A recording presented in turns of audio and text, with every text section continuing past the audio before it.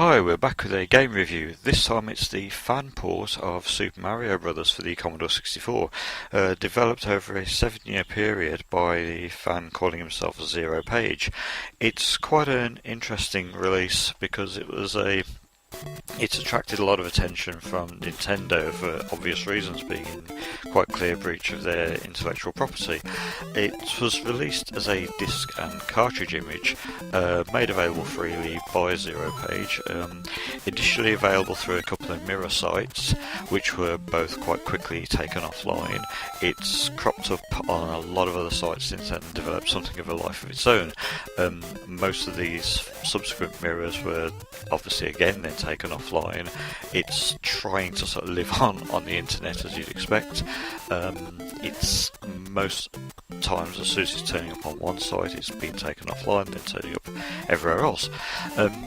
As you can see, it's a very faithful recreation of the game. It's got pretty much all the creatures in the right places, all of the power-ups are there, it looks the same as the game, it sounds the same as the original, it plays exactly the same as the original Super Mario Bros. And this is what's got Nintendo a little bit miffed.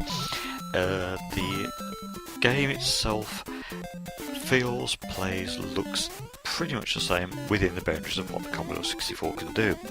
The port took, obviously, as I said, 7 years to develop. The reason despite looking quite a simple game, it was a lot harder to develop than you might actually think. Most of the characters, obviously, are sprites.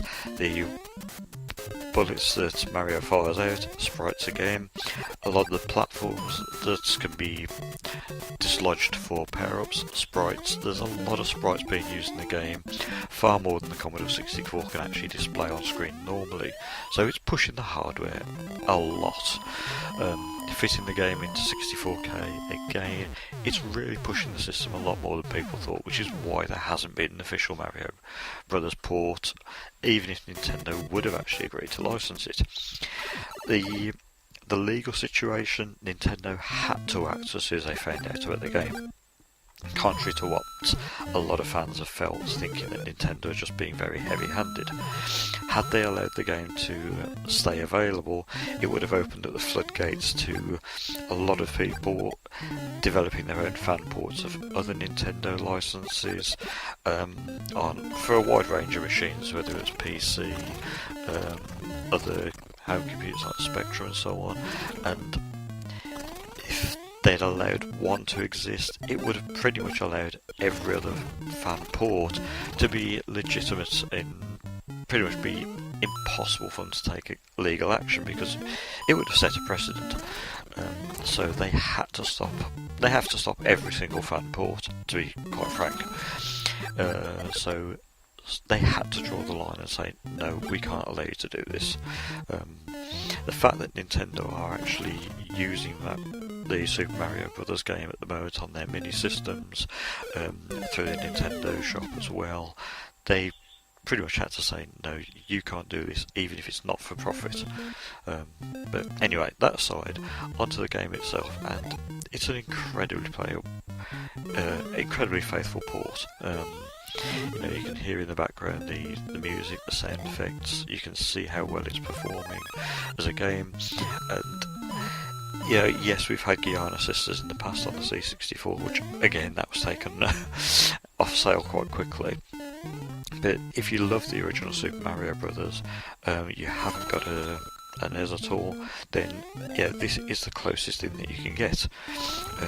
Whether you can actually get hold of a copy now or not is another matter altogether. It takes advantage of multiple SID chips if you've got them fitted to your C64. If you've got a Commodore 128, it will take advantage of the faster processor for better effects and again better performance. It runs quite happily on the C64 Mini, which I was using for this video. It generally runs on pretty much any Commodore 64 variant. Plays absolutely brilliantly. If you've played this on the NES, then you know exactly what to expect. It's the same game. The only difference is the graphics, which are a bit blockier on the C64. Obviously not as colourful, But other than that, this is Mario. There's no difference. There's some slight issues with loading time on the disk image because it loads each image in separate. It loads each level in separately. The cartridge version, it's instantaneous. It is basically it's the full the full game loading in as it would. It's a great port and well worth tracking down anyway.